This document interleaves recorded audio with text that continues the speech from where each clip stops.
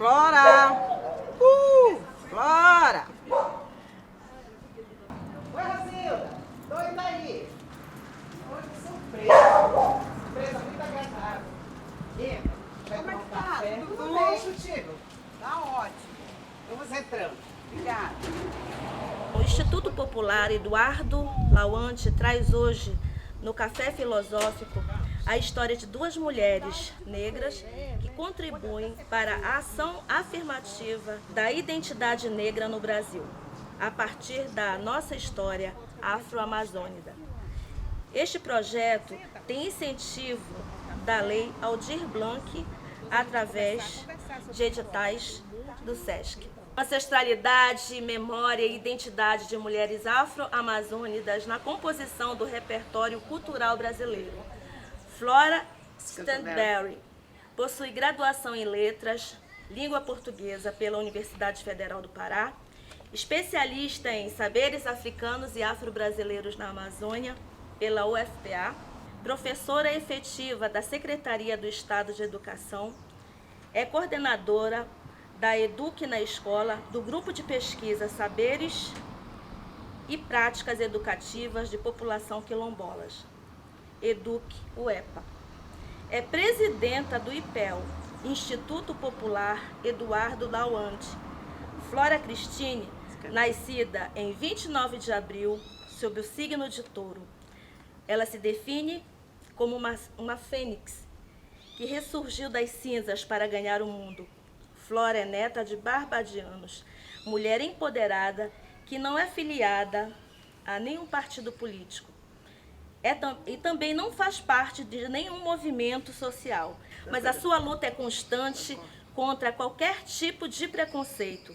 Sempre teve como inspiração a sua tia paterna, Alice Scatberry, devota de Joana d'Arc, devoção herdada de sua família materna e de São Jorge Guerreiro. Flora tem S, destacando no que tange a questão étnico-racial, onde já se tornou referência na escola em que atua. De personalidade forte, características barbadianas. Tem como ponto principal a sinceridade. Doa a quem doer. Rosilda Santana. Rosilda Ramos de Santana é quilombola de Santo Antônio de Viseu, em Mocajuba, Pará. Sambista raiz, é formada em biblioteconomia pela UFPA, é bibliotecária do Instituto Renato Chaves, é especialista em História e Cultura Africana e Afro-Brasileira pela UFPA.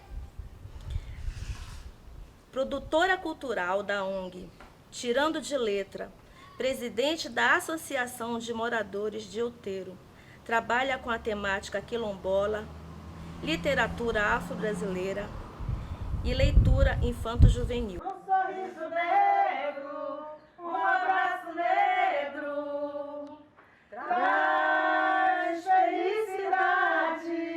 Negro sem emprego, fica sem sossego. Negro é a raiz da liberdade. Flora, conta um pouco pra gente da sua história. Qual é a sua ancestralidade? Fala pra gente. Tá. A minha ancestralidade, tanto por parte materna como paterna, é bem diversificada. Parte paterna, a minha mãe é descendente de indígenas. Tanto é que o nome dela era Iguacira, o outro irmão Iguaçu, outro Itaçu, Itajaíra e Itajandira. Né? Por parte do meu pai, os meus avós eram barbadianos. Vieram de Barbados, que é uma ilha no Caribe, que em 1960 se tornou independente da Inglaterra. Então, os nossos costumes, por parte de pai, são todos um costume, vamos dizer assim, europeu, né? Inglês. Então, eu não falo inglês, né? Mas as minhas tias falavam muito bem o inglês britânico, né? Porque quando meu avô chegou aqui com a minha avó, eles não falavam português. E por incrível que pareça, foram minhas tias que ensinaram meus avós a falar inglês. Meu avô, desde os 14 anos de idade, que ele trabalhava num navio inglês, né? Esse navio, o percurso dele era de Barbados até a Inglaterra, mas sempre parava aqui no Brasil, ali pelo Amazonas, né? Manaus. E lá ele encontrou e conheceu a minha avó. Apesar dos dois serem barbadianos, nunca tinham se visto em Barbados. Se encontraram, casaram, namoraram, casaram e tiveram filhos, 5 filhos, né? As 2 mais velhas nasceram em Santarém, já aqui no Pará. E os outros 3, né, vieram nascer aqui em Belém do Pará. Dos 5 filhos, somente o meu pai, um homem, né?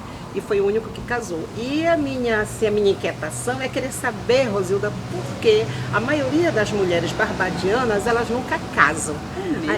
É isso. E aí eu queria te mostrar essa publicação aqui que foi feita, né, numa gestão do prefeito Edmilson. Sim. Que ele criou o Memorial dos Povos. Eu acho que a maioria das pessoas conhece o Memorial dos Povos, né? E esta bem aqui é a minha tia Alice, quando ela estava com 23 anos de idade. Tá? Então ele conta aqui a história de várias famílias, família Tuma, né, Cautal, etc., descendentes de estrangeiros, né, que formaram o povo paraense. E este aqui é o navio que o meu avô trabalhava. Que ótimo. Né? E que conta toda a história da minha família, né, e de outras famílias também. A minha tia, a que morreu por último, faz 7 anos que ela morreu com 90 anos, com 93 anos. Aqui são as minhas tias, né?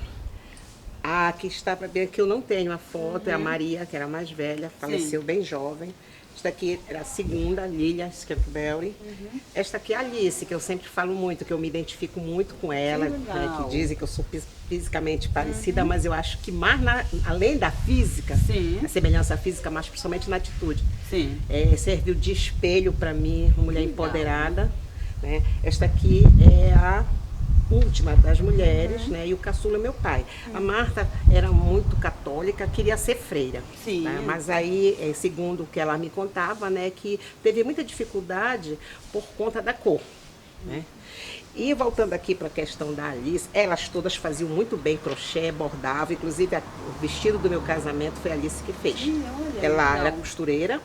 As 3 foram telefonistas da base aérea de Belém, foram as primeiras e únicas telefonistas brasileiras, né? Porque a base aérea era, na época, ela era na Segunda Guerra Mundial, ela era dominada, foi criada pelos norte-americanos. E aí elas foram convidadas a trabalhar lá, por quê? Porque falavam inglês. E se destacavam. Então, por isso, elas foram funcionárias, trabalharam mais de 30 anos cada uma lá, né? E talvez, não posso afirmar, né, mas talvez essa questão também do não casamento seja até por essa questão de ser negra, mulher negra, que naquela época, se hoje, né, a mulher ainda é vista, a mulher negra como um símbolo sexual, como um objeto, imagine naquela época, né? E o meu avô, como ele trabalhava no navio, quem cuidava delas era minha avó. Então a responsabilidade dela era muito dobrada. Com certeza. Né?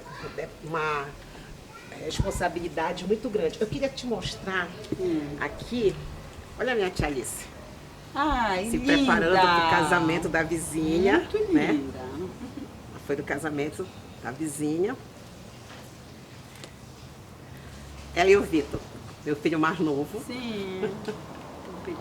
Que foram, né, no casamento da Carol. Vizinha também aqui, né? Que aqui assim, a história das minhas tias foi o seguinte. Como a minha avó veio para o Brasil, né, com meu avô, e aí eles não tinham recursos, eles moraram muito tempo em casas alugadas, até estâncias, né, que chamavam daquela época, né? E moraram no Jurunas, eu não sei me identificar, eu não me lembro qual é a rua, né, do Jurunas, e depois moraram na Dormualdo de Seixas, entre Domingos Marreiro e Antônio Barreto, que hoje é o quartel da polícia, um hospital da polícia, aliás. E toda vez que eu passo lá, eu lembro muito a saudade, porque tem a foto da casa. E depois compraram aqui, era uma um loteamento, essas são 8 casas e as 3 de fora, né? E compraram esta primeira aqui, né? Deram a sugestão para o engenheiro de Armando, e aí foi a única casa que nós tivemos casa própria, né? Aí meu pai se casou, morou aqui conosco, então como a casa tem 3 quartos, o primeiro quarto ficava nesse período, meu avô já havia falecido, e a minha tia mais velha também. Então no primeiro quarto era da minha tia Lili, Sim. a Lília, né? Com a minha avó. O segundo ficava a Alice e a Marta, e o último quarto era só do meu pai. Mas quando ele casou, aí ficou meu pai, minha mãe e os 3 filhos. Saí daqui do telégrafo com 7 anos de idade para Pedreira, mas o meu coração sempre ficou aqui. Sim. Tanto é que o destino me trouxe de volta a morar aqui, né? Bom. E aí, eu queria te mostrar como você acha. Olha a minha foto. Ei, é você! Eu aqui com 3 meses de nascida, né?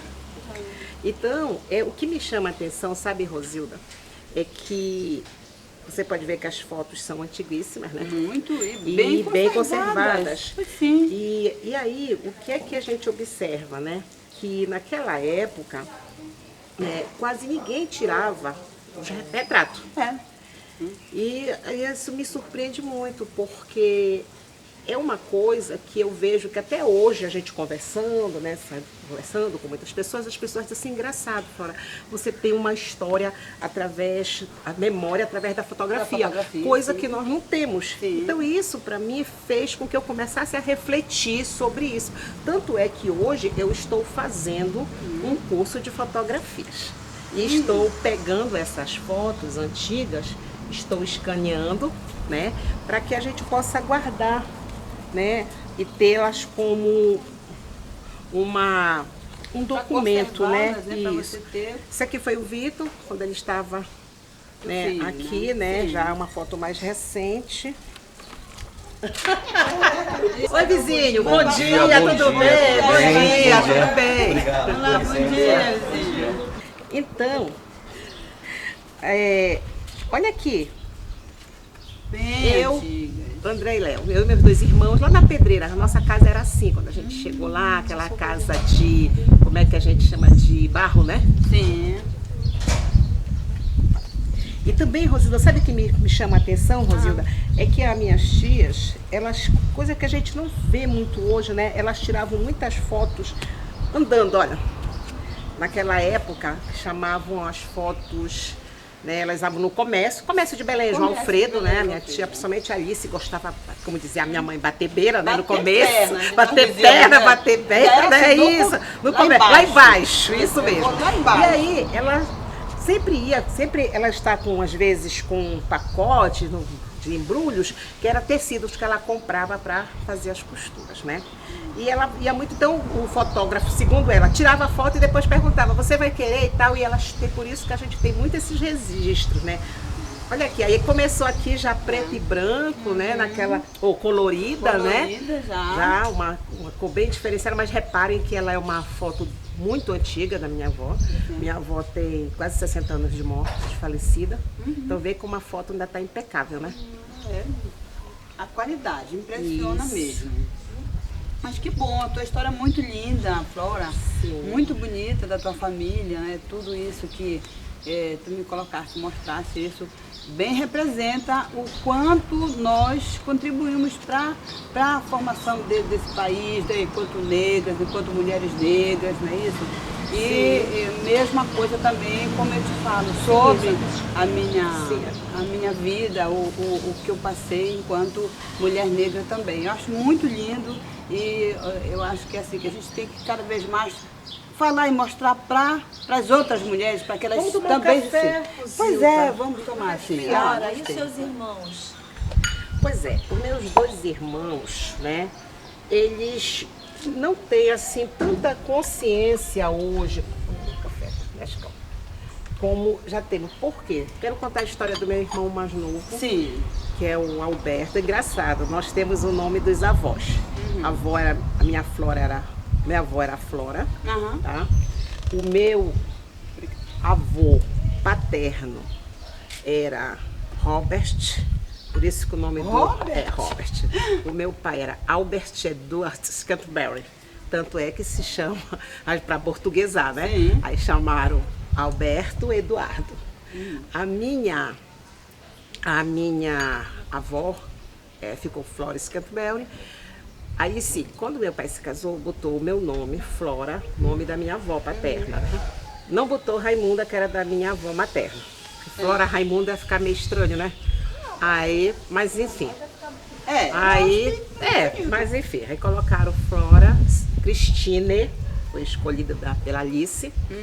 E o meu irmão segundo é André Roberto, que é meu pai, meu avô Robert. E o caçula é Alberto Leonardo. Leonardo era o meu avô materno. Entendeu? Então, Rosilda, é interessante, né, que nós sempre fomos criados assim, achando que a gente não poderia falar mal dos outros, falar mal do governo. Então nós fomos criados numa repressão muito grande. Primeiro, negros, descendente de barbadianos, Sim. né? Então, as minhas tias sempre contavam isso, que elas sofriam 2 tipos de preconceito, pelos brancos e pelos negros, porque como elas sempre se vestiram elegantemente, os outros negros achavam que elas queriam ser melhores. Né? Falavam inglês, então isso era um diferencial. Com né? certeza. E o Léo, que é o meu irmão mais novo, Alberto, ele deixou de estudar na 5ª série. Sabe por quê? Porque na escola, eles sempre, a criança é danada, né? Brincando, brigando, e a professora sempre ia pro lado dele, puxava a orelha e chamava ele de macaco. E isso repercutiu tanto na vida dele que ele parou de estudar. E aí ele foi. Hoje mas naquela época, infelizmente, parece que era tão normal. Isso. E tanto é que ele, com 16 anos, começou a trabalhar como segurança e se aposentou como segurança, entendeu? O mais velho, o do meio, trabalhou também, estudou, mas só até o ensino médio. E a única que fez o curso superior mesmo sou eu. Da família toda. Sim, e uma família muito pequena, Sim. Nós não temos primos aqui. Descobrimos que a nossa família é grande, mas o primo do meu avô, que mora em Manaus. Porque quando meu avô chegou em Manaus, Sim. ele veio com o primo, o Charles Canterbury. Só que o Charles ficou lá em Manaus. Gente, ele tem uma penca de filhos. Tinha, né? Porque ele foi. Enquanto meu avô parece que só teve 5, ele teve 10. Com a primeira esposa, ele teve 4 filhas. E ficou viúvo. Com a segunda, ele teve 6. Deu um total de 10 filhos. Muito. E aí, gente, as 4 filhas todas casaram, tiveram filho. Aí foram se reproduzindo. Tanto é que tem, da mesma família, né? Em Manaus, é enorme, né? A família Rondônia, Roraima, Rio de Janeiro, São Paulo, etc, etc. Aí, a gente não sabia nada disso. Como foi que nós descobrimos? Através do Orkut, né? Aí vê o que as tecnologias nos proporciona, né? Eu cresci, me criei, achando que eu não tinha parente. Entendeu? Até porque tem uma coisa que me inquieta também, muito, Rosilda, é que parece-me assim, que a minha família, como a maioria dos barbadianos, parece que quer renegar sua origem, sabe? Por exemplo, meus avós eram da igreja anglicana. Eles abandonaram a igreja anglicana e passaram a frequentar a igreja católica. Sim. Tanto é que o meu pai, para se casar com a minha mãe, teve que se batizar na igreja São Raimundo Nonato, aqui pertinho. Né? Então, eu disse, a minha tia queria ser freira, né? E as outras, só uma que não se batizou, que foi a Alice, que eu digo que serve muito de referência para mim, que ela sempre foi de todas a mais rebelde, né? Sim. E era engraçado, né? Tem os vizinhos aqui que são da igreja católica, né? E uma vez, olha como a gente vai descobrir das coisas através da conversa, né? Ele disse, olha, só tá Alice viva, eu nunca vi Alice na igreja, tua tia não saiu da igreja, mas eu quero saber, posso trazer a hóstia para ela? Eu digo, traga. Aí ele vinha, rezava, cantava, né? E eu ajudando, eu e ela. Aí quando foi um dia, ela me disse assim, Xenia, por que tu diz pra ele vir? Eu nem sou católica. Eu digo, não. Aí que eu fui descobrir. Ela disse, não, quem foi que te disse que eu sou católica? Eu disse, pois agora tu vai ser católica. Pra ele, até tu morrer tu vai ser católica. E ela faleceu e ele não soube. E você, Rosilda? Qual é a sua história? Olha, tudo começou no Jurunas. Mas eu comecei a minha história no Quilombo, tá? Comunidade quilombola Santo Antônio de Viseu. Onde fica? Mocajuba. A minha Olha família só. toda está lá, meus tios estão lá. E foi quando nós viemos para Belém que meu pai faleceu. E minha mãe veio embora para Belém e nós fomos morar nos Jurunas. Então, nos Jurunas foi quando as coisas realmente, na minha vida, na minha mente, começaram a turbilhão de coisas por conta do trabalho que eu comecei a fazer lá nos Jurunas. Nós fazíamos parte de centros comunitários. Então, naquela época, os Jurunas era muito politizado. Tinha vários centros comunitários, tinha o centro comunitário Cobaju, tinha o Limoeiro, tinha o centro comunitário da Allan Kardec, que eu acho que ainda existe esse. Sim. Eu era do centro comunitário Paulo Roberto. Então, essas comunidades de base, na década de 80, que eu comecei a participar, foi que me deram todo esse cabedal de conhecimento que eu tenho hoje, porque eram discussões políticas que nós tínhamos, e isso dava todo um contexto do que eu era, de onde eu estava. Então, a minha necessidade de querer lutar por melhorias, por condições de saneamento básico na rua, então, porque o Jurunas naquela época ele era totalmente assim, esquecido e principalmente marginalizado. Né? E mais ainda do lugar de onde eu era, que era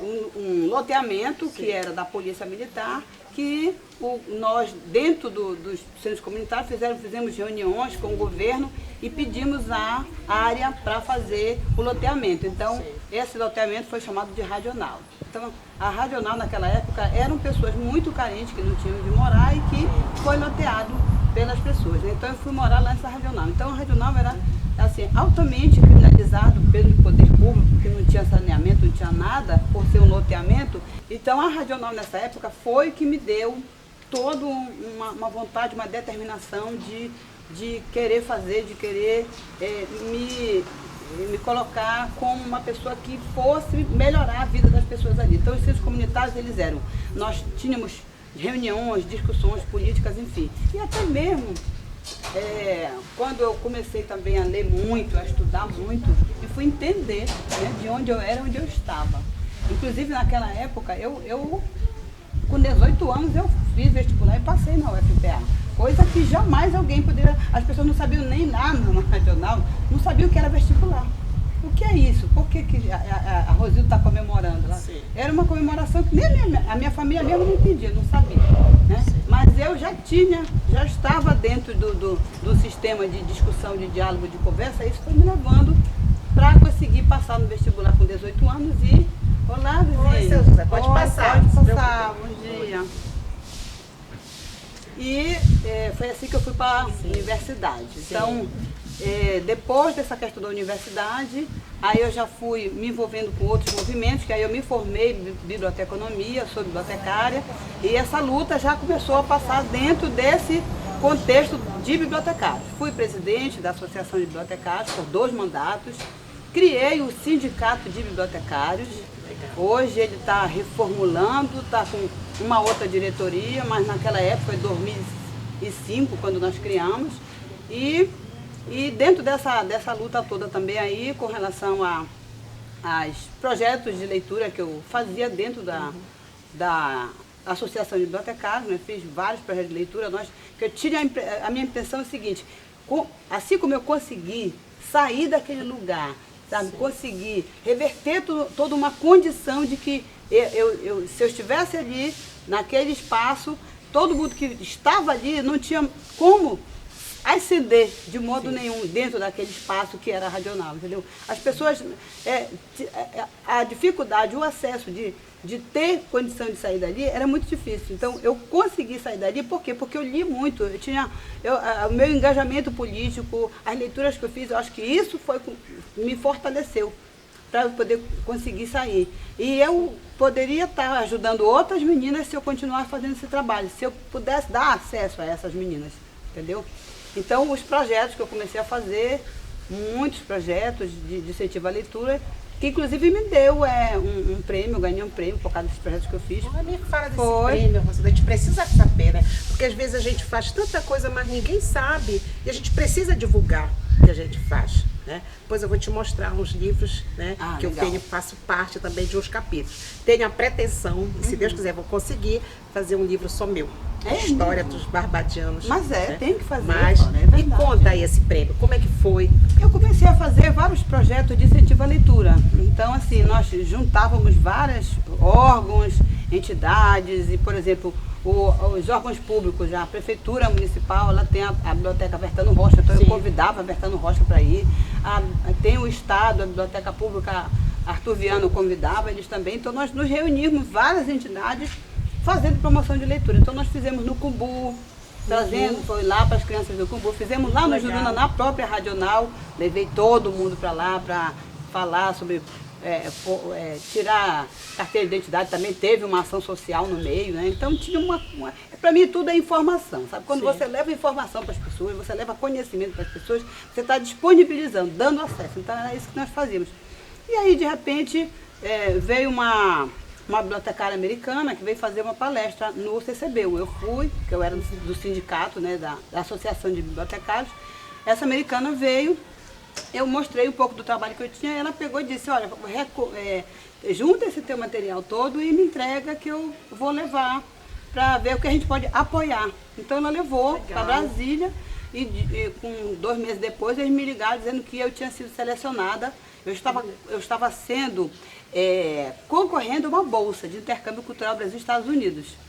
Mas né, eu já fiquei contente por estar concorrendo, né? Mas até aí eu não tinha certeza que eu ia conseguir, né?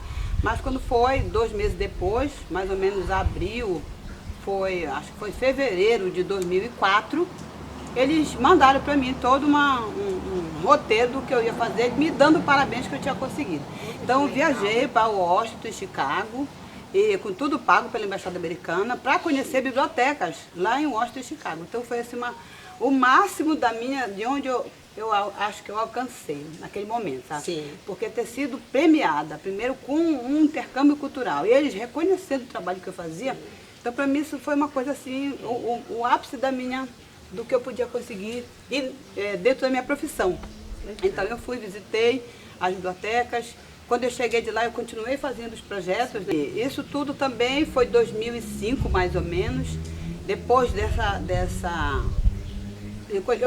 época, por sinal, eu já estava no Estado, né, indo para a SEDUC. Foi quando eu fiz um projeto para construir o Sistema Estadual de Bibliotecas Escolares, o CIEB, 2005. Então, eu fui para lá, 2004, para a SEDUC. E lá na SEDUC nós fizemos todo esse trabalho junto com outras bibliotecárias e criamos o CIEB, que está até hoje funcionando. Sim. Então, justamente porque o problema das bibliotecas escolares é muito grande. O não acesso. E eu sempre professores e aos estudantes. Exatamente. Você é professora da rede estadual e sabe exatamente qual é o problema das bibliotecas escolares. Belíssimos, caríssimos. Sim. O acervo é rico, mas nós não temos acesso. Eu não entendo por que as escolas públicas do Estado, elas têm essa mania de trancar, de fechar, né, num cadeado, as bibliotecas. Sim. Tá? Sim. Então, a gente fica, às vezes, até sendo impotente, porque eu conheço os livros que tem, e a gente precisa trabalhar, principalmente falando da nossa situação, que nós somos negros. Né? E hoje, desde 2003, que tem a Lei 10.639, que tornou obrigatória o ensino da cultura, da história africana e afro-brasileira. E as escolas têm muito acervo, que falam sobre isso, mas nós não temos acesso. Nós duas, tu como bibliotecária e eu como professora, nós conhecemos porque a gente, né, tem uma outra visão, mas infelizmente a maioria dos nossos colegas professores não conhecem a lei. Não conhece. Sabe? E a gente precisa, sabe? É uma luta constante, né? A gente precisa ocupar um local, um lugar que é nosso. Sim. Falando na 10.639, foi isso que me trouxe aqui através da especialização que eu fiz pela UFPA. Tu acreditas, meninas, que eu passei na primeira fase, né? Sim. Que era para apresentar um projeto. Justamente um projeto para a biblioteca da minha escola. Quando foi na segunda fase, que foi a entrevista, aí eu disse, eles perguntaram, né? Os professores da banca perguntaram o porquê que eu tinha escolhido aquela especialização. Eu disse porque eu gostaria de entender as cotas, porque eu era contra as cotas. Nossa. Foi. Naquela Eles hora eu disseram me pra vi ti? reprovada. Eles disseram, você é contra as cotas? Eu disse, eu sou, que eu nunca precisei. E aí, o que aconteceu? Na minha época não tinha cotas, né? Aí eu peguei, o professor disse pra mim assim, que eu disse pra ele que eu gostaria de mudar o meu posicionamento, que eu gostaria de entender, né? Sim. E ele pegou e disse, ou você pode continuar com a mesma opinião.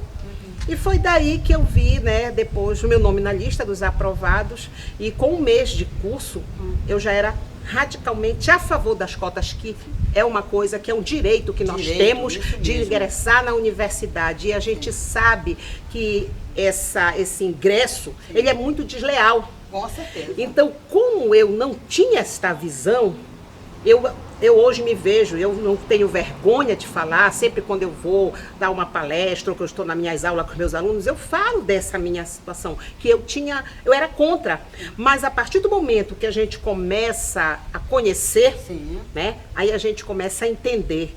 Então, todo meu primeiro dia de aula, eu já falo logo da lei, né, e falo também da Constituição, do artigo 5º, que diz que nós somos iguais perante a lei. Certo. Aí eu começo a questionar, que igualdade é esta? Isso. Que uns têm direitos mais do que os outros. E eu tenho alunos, Rosilda, que no início, eles são contra as cotas, eles são contra os programas, né, que existem, mas no final do ano, eles já me apoiam. E eu fico com me sinto muito satisfeita e orgulhosa de hoje eu ser uma referência na escola. Que bom, que sabe? Ótimo. Falando sobre isso. Inclusive, e tenho alguns livros, né? Esse aqui foi o primeiro que eu participei, né? Quando nós terminamos a nossa especialização da UFPA. Sim. Alguns trabalhos de pesquisa foram selecionados e o meu, onde eu falo da minha tia, Alice Canterbury, né? Uma mulher resistente, guerreira, de luta, que apesar de não ter muito estudo, mas tinha o conhecimento, que eu acho que é isso que é o importante, né? Sim. Este aqui é o segundo que eu faço parte também, né? Que é da UEPA, falando sobre a questão, né, do Paulo Freire, que por sinal hoje está completando 100 anos, né? 100 anos do Paulo Freire, né? E este aqui é do nosso grupo de pesquisa. Eu fiz junto com a minha colega também, graduada em letras e mestra, a Neilce, onde nós fomos pesquisar, né, o ensino, né, da aplicabilidade da Lei 10.639 nas escolas. Sério. E o último, né, livro, que é o segundo volume deste aqui, fala sobre a educação, sobre o ensino médio na comunidade quilombola. Poxa, né, que legal, de África Laranjituba. Então, eu vejo que depois desta especialização, que eu comecei a ter esse conhecimento, este envolvimento, eu me sinto hoje uma outra pessoa, uma pessoa que agora sim eu começo a me ver como negra. Que legal. Porque antigamente, apesar de eu ser na pele, mas eu não tinha essa visão, não tinha essa consciência. E tu não imagina o quanto vamos dizer, eu sofri. Porque eu nasci em Braçacasa. Sim. Aqui as pessoas, a maioria tem a pele clara. E quando eu cheguei na Pedreira, que eu vi a Pedreira, um bairro de pessoas negras, e vi que onde eu morava, o poder aquisitivo era muito, vamos dizer, menor do que o nosso aqui, eu começava a olhar que eu era diferente. As meninas lá, os meninos só andavam todo o tempo sem camisa, as meninas só de calcinha, e nós todo o tempo arrumadinhos, sabe?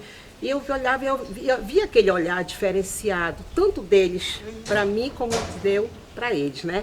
Estudei, né, Jus Chermon, onde as professoras, né, sempre nós éramos os discriminados. Eu gostava de sair na quadrilha da escola, porém ninguém queria dançar comigo, eu não entendia. Sabe? Vou falar em dança, agora me lembrei dos nossos sambas nos Jurunas, né?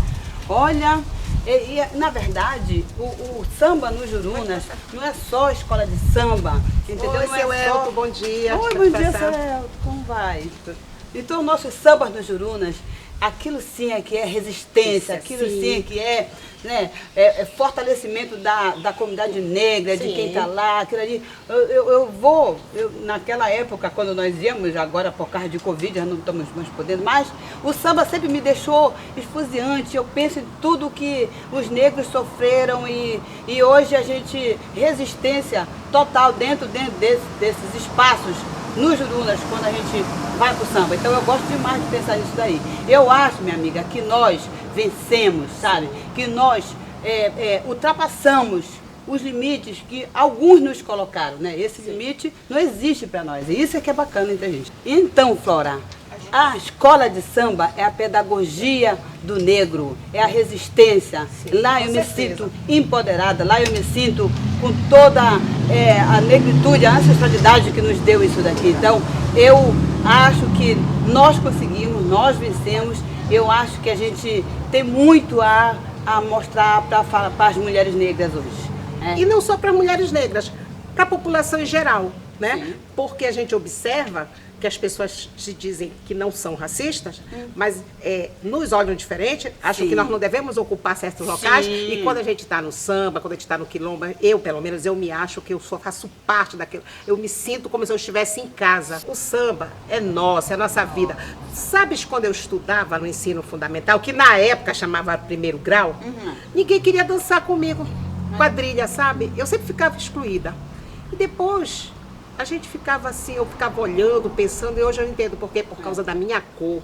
Mas em compensação no samba, o samba a gente não precisa de ninguém, a gente é nosso, a gente dança, é democrático, e a gente observa que todo mundo participa, não é verdade? Sim. Independente de cor, de credo, independente de gênero.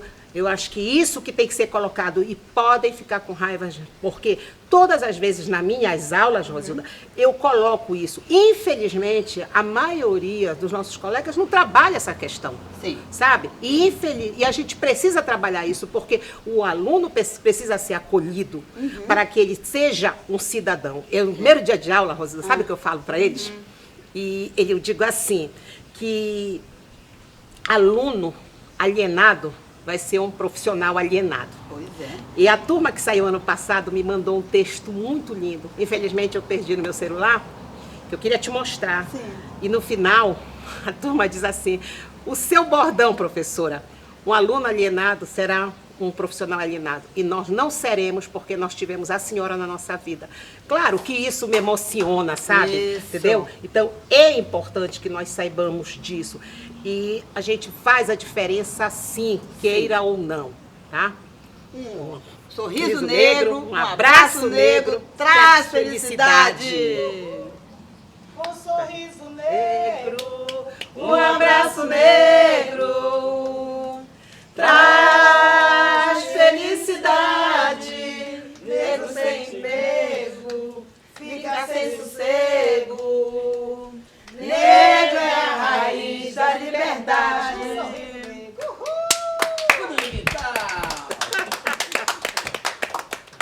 Esta caneca aqui é um dos símbolos, né, da minha família. Essa caneca que ela representa o nosso intercâmbio, o nosso envolvimento, direto e indiretamente, com a Inglaterra. Toda vez que algum rei, rainha, príncipe casava, né, no caso os príncipes, eles mandavam, né, para o Brasil, no caso através da embaixada brasileira, que na época tinha aqui em Belém, agora só tem em Brasília, esta caneca. Esta aqui da foto da caneca é a rainha Elizabeth, ela está viva, tá? Então essa aqui foi a última lembrança, né, que chegou para nós. Depois teve o casamento do príncipe Charles e dos seus filhos. E o interessante é que toda vez que um príncipe, um rei casava, as minhas tias, elas se arrumavam como se fosse para um casamento. E isso era uma tradição, não era uma coisa assim, vamos dizer, por vaidade nem nada. Então elas ficavam todas prontas, com as suas melhores roupas, colares, joias, para ir para o casamento, mesmo sendo um casamento virtual.